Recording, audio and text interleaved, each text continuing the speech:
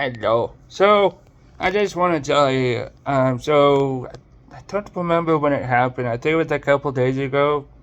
Memory was kind of foggy, but I was walking up, and I know this was like after I was watching movies about some horror movies, not movies, but videos about horror movies, which I probably shouldn't have watched, but that's a different story. But I'm walking and I turn around and I saw a solder, just a solder or something, like something was there. I turned back, thinking maybe somebody's there. You know, it just vanished. I'm just like, what the hell? I went on my merry day. Uh, um, I think it was yesterday or the day before. There was this. I don't think it was a hallucination. I think this was a real dude. There was this dude driving back and forth, looking at me like he was going to kill me or something. I'm just like, okay, you're creepy. Yes. So I took my dog and I hurried.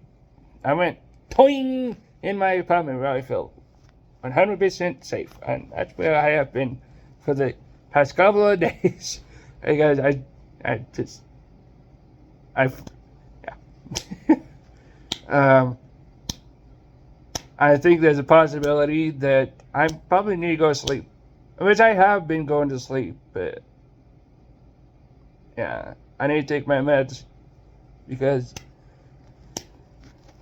I don't know what's going on, but I assure you, I don't feel like the devil or Satan or some supernatural entities following me, stuff like that. I think I may be seeing, I don't know, seeing hallucination or something.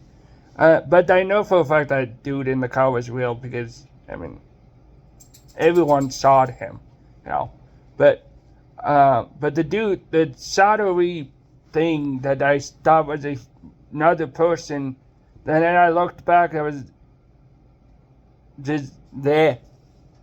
And I went on, after that, I went on my merry day like I do on any other day. But, I just thought that's strange, I hope I'm not dealing with psychosis. I don't know much about psychosis or whatever it is. I just hope that I'm not dealing with my depression and that something with my depression, my depression is causing these hallucination or whatever because I have clinical depression. It's what I have is really bad. I have to take meds because if I don't take meds, I'll start to have thoughts of ending my life and then I'll end up in a mental hospital, and I don't want that. So I'm gonna keep taking my meds. I have an issue with taking my meds not because of anything. Well, only one thing. My inability to remember to look at my phone and be like, oh yeah, I need to take my meds. Because I can look at my phone and it doesn't ring to my fucking brain, hello, you need to take your meds. Welcome to my world of being having an ADHD brain, where you feel like you are in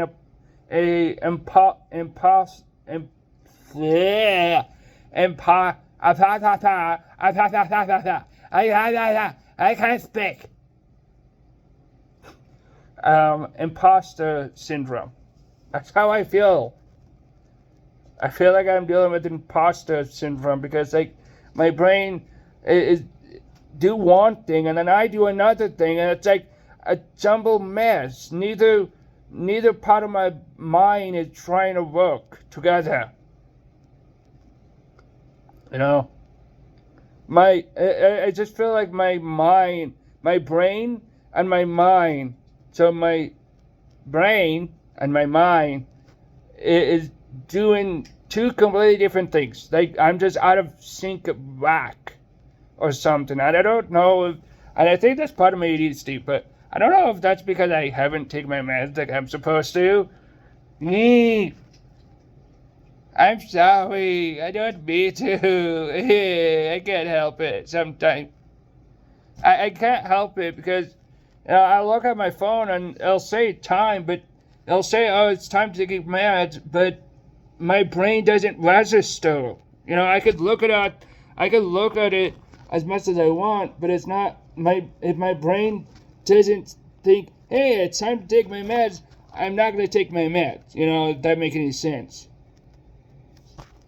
Like I can, it's just, it's not fun.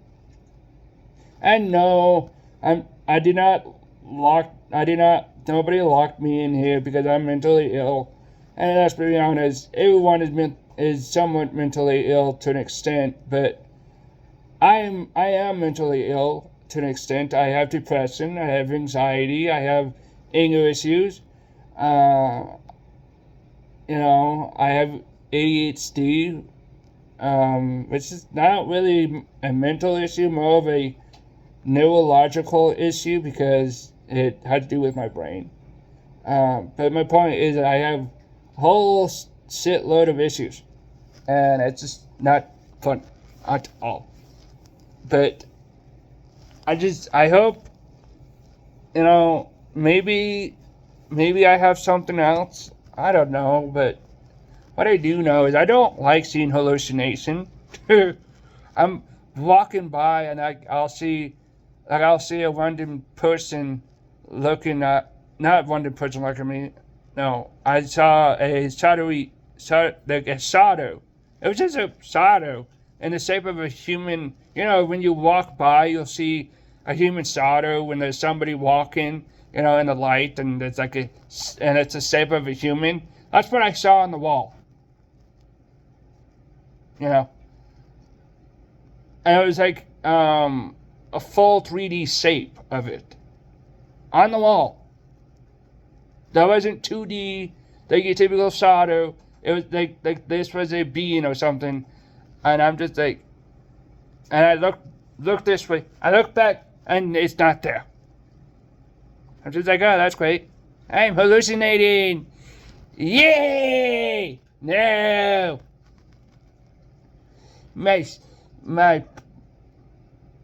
I can't speak.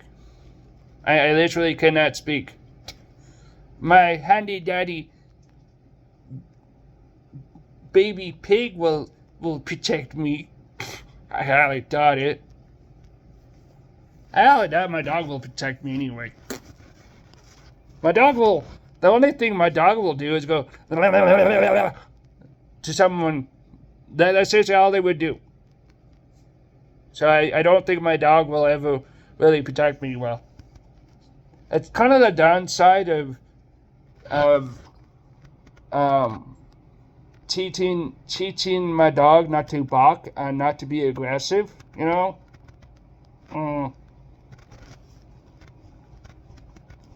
Again, I don't know how I taught her not to bark, but I did. Somehow. Imaginable.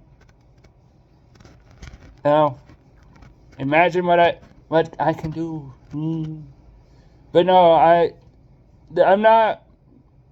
not mentally, well, I am mentally ill, but it's not what you think. I have depression, I have anger issues, I have emotional issues, I have mental issues, and it's just, I always had mental issues when I was a kid. I had one time, this was a hallucination, but one time when I was a kid, I thought I saw, it was a audio hallucination, and I heard someone saying, get out of here. We were living in it was a nice house. This is back not in the early 2000s. This is like the late 2000s to the until the early 2010s. So this was like before, I think it was 2009 or 2010, I don't remember. But this is back when we lived in Nampa. Gorgeous city. It's still surprising how big it is now than it used to be. And yes, I'm mainly talking about Nampa, Idaho. But yes, I know it's similar to Tampa, Florida, but they're two completely different places and two completely different names. So, one is in Idaho, one is in Florida. I'm talking about Nampa, one of my favorite cities to ever go to. And not technically a city, I don't care. It's still a gorgeous place. Okay, and one time I was just doing what I always been doing, hiding in my room or whatever, and I heard someone, I don't know who, it wasn't my parents or my sister, and the house wasn't haunted at all, but I heard someone say, "Get the hell out, you don't belong here," or something, and that was like the last hallucination I'd see. The other hallucination I see is pretty much almost, it's not a hallucination. It's what happened when you look at the sun too long and you like see dark spots. I get that a lot. I used to get that plenty of times. And it's not as bad as it used. Like I could look at a light, not the sun.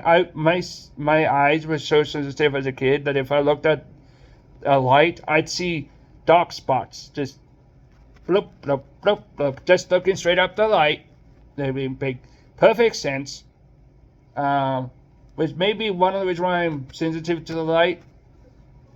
But I always been sensitive to light. I have what's called phobophobia, which is not a fear, even though it sounds like a fear, but it's not. It's just a technical term that just is called sensitivity to light, and it can be painful, especially for me. But I'm not a albino.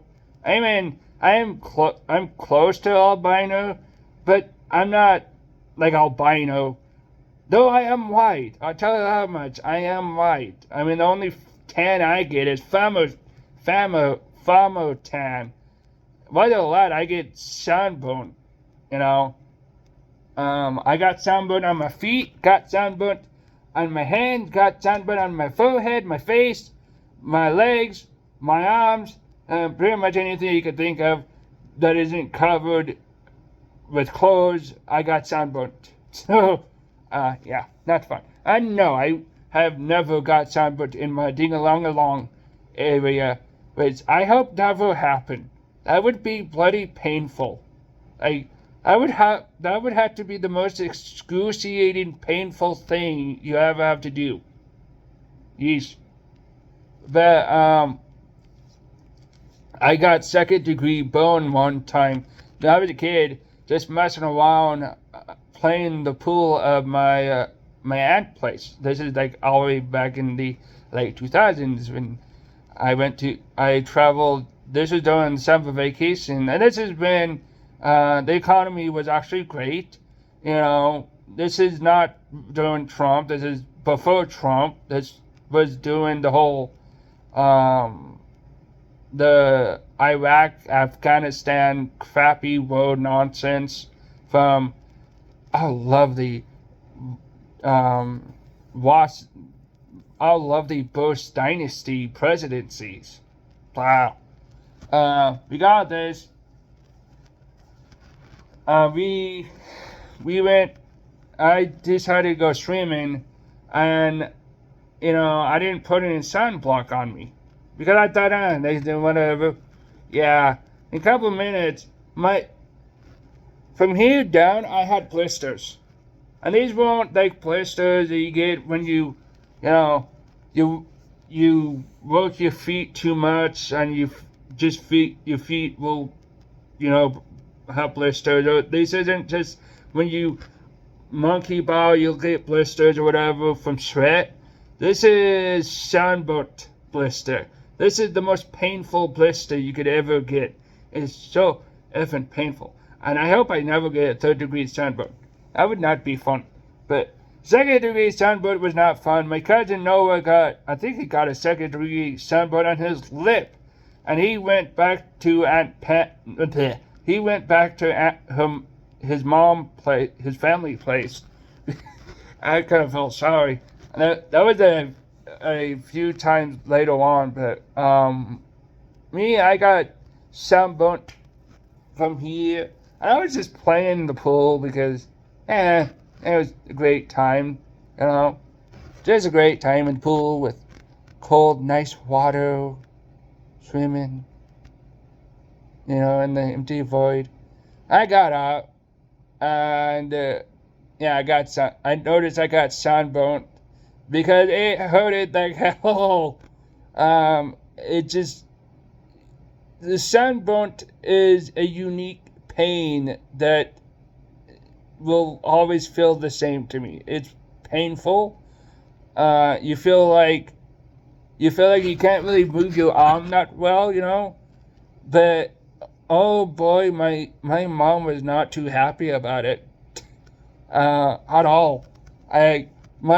Because after that visit, something had to go on with my mom and her sister. My mom and her sister, Aunt Pam, which is the aunt I was staying at, in Rupert. Because the next time I went to their place, they like, you boy is gonna wear sunscreen. So I'm like, okay. And there was no escaping. It was either I had to wear sunscreen or I do not go swimming. Yeah, that's how they are. And so there was pretty much no choice. I had to wear sunscreen, which I did. So, which is why I have a can of sunscreen that's rated for it's able to protect my skin from the sun on my refrigerator because it'll get too hot and like I will get sunburnt really easily. It's not fun. And there's also the possibility I could get cancer. The more people get, and this isn't just me, this is pretty much anyone, but I get the possibility I can get a much more higher chance of cancer because of my my tumors that could grow on the outside, which can cause which could be precancerous. Luckily, I haven't had any tumors on the outside besides like zits, a whole bunch of whiteheads and stuff like that, which doesn't bother me anymore. But for the most part, I haven't got precancerous tumors on my legs so far, or on my skin, which means but there's a possibility that I could, and one day I could go outside where it's really hot and it's really sunny, and I could get skin cancer. So I had to be really careful, and it's not just skin cancer. I had to be careful. Any cancer that can ever happen to a human body, I had to be worried about because I can get precancerous polyps. Not polyps, precancerous tumors. Which I had in my entire GI tract of the big intestine, which is the colon. But yes, there is such a thing called I think there's such a thing called muscle cancer. There is a cancer for bone. There is a brain cancer, which I think is what killed my dog, Chewy. Not killed, but pretty much killed my dog, Chewy, in the way it did. I know people say, well, that it didn't kill it. Yeah, it did. Like, I'm sorry. When Chewy had that last seizure he was gone. There is nothing of him. He was an empty shell of himself, and part of it is because he had some type of cancerous tumors in his brain, which destroyed his memory. So the right thing was to put him out of his misery. We did not shoot him. I will never shoot a dog unless they're aggressive to kids or to myself. And even then, I still wouldn't. If they were aggressive to me, I wouldn't shoot them. But if they were aggressive to kids and other people, I will shoot them. For their, not just for the kids' sake or my sake, but for the dog's sake. Because at that point, no, but my Chewy was a lifeless body. When the last seizure he had, something was wrong with the memory part of his brain, and he did not know who I was or who he was, and so he was essentially a husk. That's all he was. A wandering husk. Had no nothing. Absolutely nothing. He forgot everything. Everything we did. I mean, there was tons of stuff I did with him. And he forgot it. But my point is he forgot everything, and he was dead. After that seizure, he was dead anyway.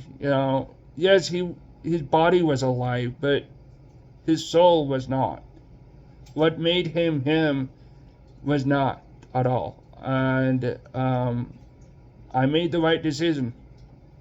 As hard as it is, I made the right decision, and I put him down. I'm sorry. I get emotional every time I talk about it. I made the right decision, and I made the toughest decision in my life.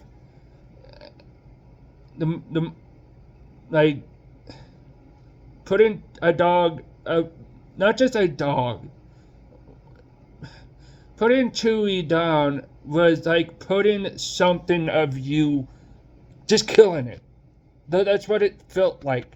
It felt like a part of you, a part of me was gone. It felt like someone just took my soul and just ripped it from my body. That's how it felt to me. And I know it's okay to feel that way. And I get it. And I've been dealing with depression, with depression. I've been dealing with depression, and so because of the loss of Chewy, because I felt a loss of meaning, and I felt a loss of what to do with myself and everything, and as much as my parents may not like Sandy, which is, they're white, they have every right to hate Sandy and not like Sandy or whatever. They have their right, just like Sandy has the right to hate them, whatever.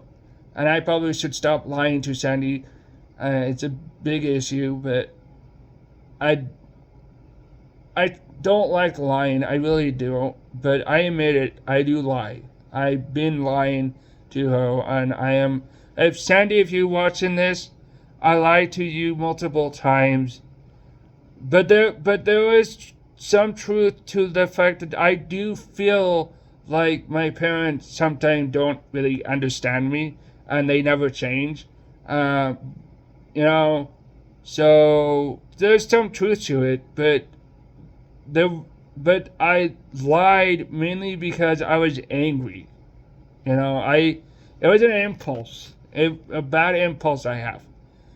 It's because I do my ADHD, but Um, if it wasn't for Sandy, I wouldn't been able to get more control of my anger issues. If it wasn't for Sandy or Seth, my anger issues would be worse than it is.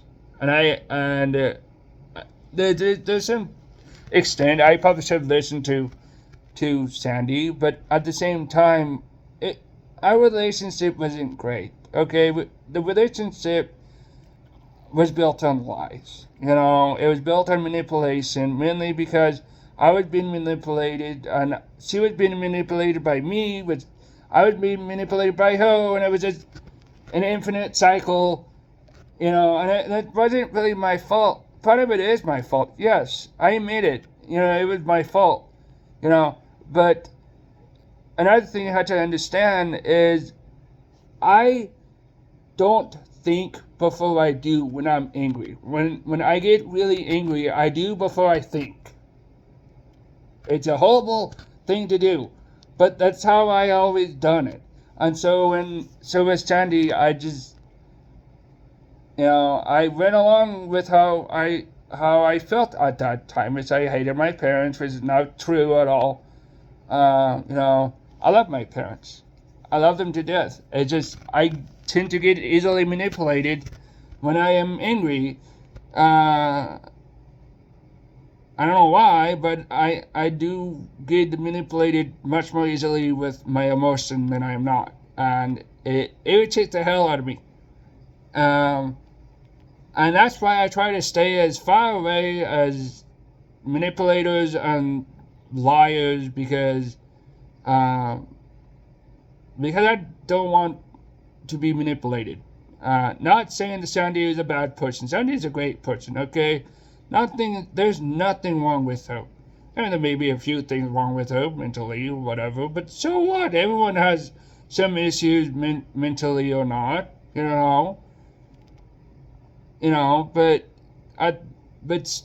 my point is that I still love her, and you don't attack Sandy, my friend Sandy. Just don't, because it's not nice. Okay, she may not like what I said, but it's still not nice to disrespect someone just because they said something. It's funny because I should probably act how I preach, and I do have the issue of that, because I mainly act on impulses sometimes.